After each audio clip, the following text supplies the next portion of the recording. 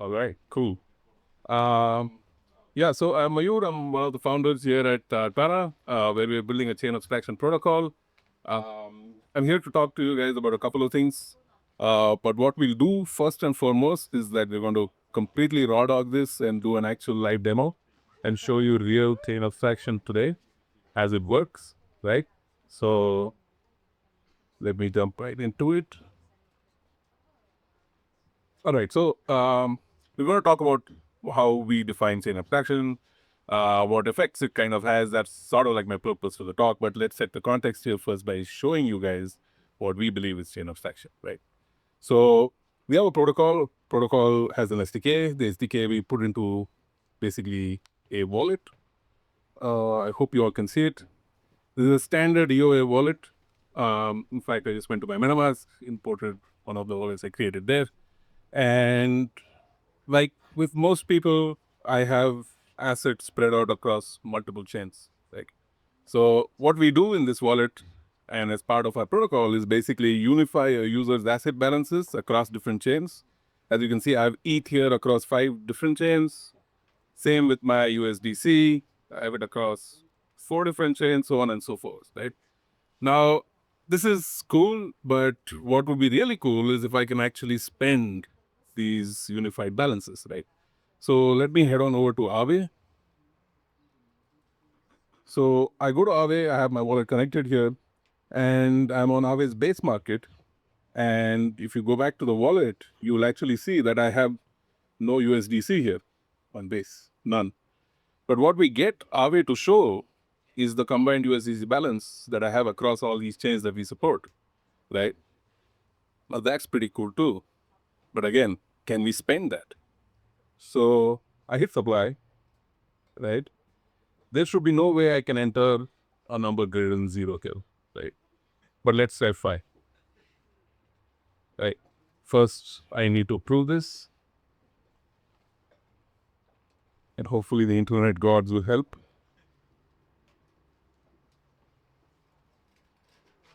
And I hit supply, right? So what we do again as part of our protocol is we're going to show this user essentially an intent. So this intent is saying you want to spend 5 USDC on base on Aave. You don't have it on base, but you have some on scroll. So let's use that, right? And basically for a small fee, we can make it happen. I click one button. This intent of mine is going to get verified. The liquidity that I'm missing on the base side is going to get collected from my scroll USDC balance. A solver is going to supply it down to me on the base side. And then my transaction will also go through. Everything will just get done. Basically, one button click, matter of a few seconds. My entire intent to actually lend or LP onto Aave all gets done basically. And this is what we think is chain abstraction. Thank you. So, yeah, so with with any self-respecting protocol, we have our own definition of what chain abstraction is, right? We think that it is a way for us to be able to unify a user's asset balances across different chains, allow them to spend that unified balance near instantly without explicitly needing to bridge. And this leads to a 10x jump in user experience. Dean spoke about user experience right up front, and all these wonderful things about how users don't find any joy in transferring monies. What they find joy in is getting stuff done. And we want to focus on the 0 to 1 of getting stuff done, which is basically a user saying, I have money on all these different places. I'm sure all of you have across your different chains on your MetaMask, but you want to spend it.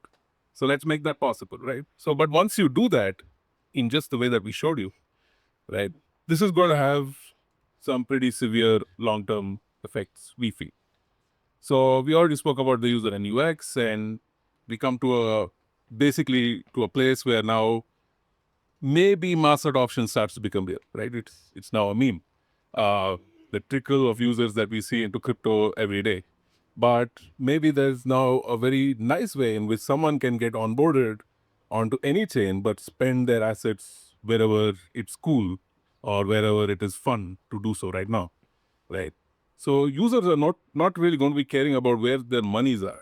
And when that happens, what's going to happen is that the next order sort of uh, shift that we'll see is with developers who now don't have to go chasing users, don't have to go chasing this sort of like start playing these TVL games and align with chains that can give them users and TVL. You go build wherever it makes sense for you to go and build, right?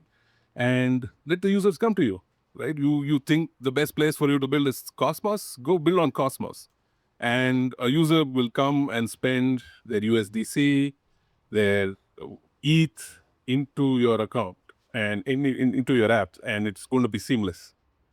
And finally, the big thing that's going to happen, what we believe, is chains are going to get commoditized. The L2s that, as we see them today, the general purpose chains as we see them today, are really going to have to start to specialize. Because if there's nothing special about your chain, I mean, it's like scalability and those sorts of things are pretty much table stakes right now. So are you fast enough? Are you private enough? Are you enabling something for me that no one else will, even if it is just giving me a large sum of money, right? Can you do any of those things for me? And if you can, then I will come and build on you. Otherwise, there is simply no reason for me to come and start playing these TVL games with you, because users will come to me wherever I build, right? So this is what we believe chain abstraction is. This is what we believe it is the sort of like changes it's going to kind of bring about. And I think it's going to happen much sooner than we all think it will. And yeah, long live chain abstraction.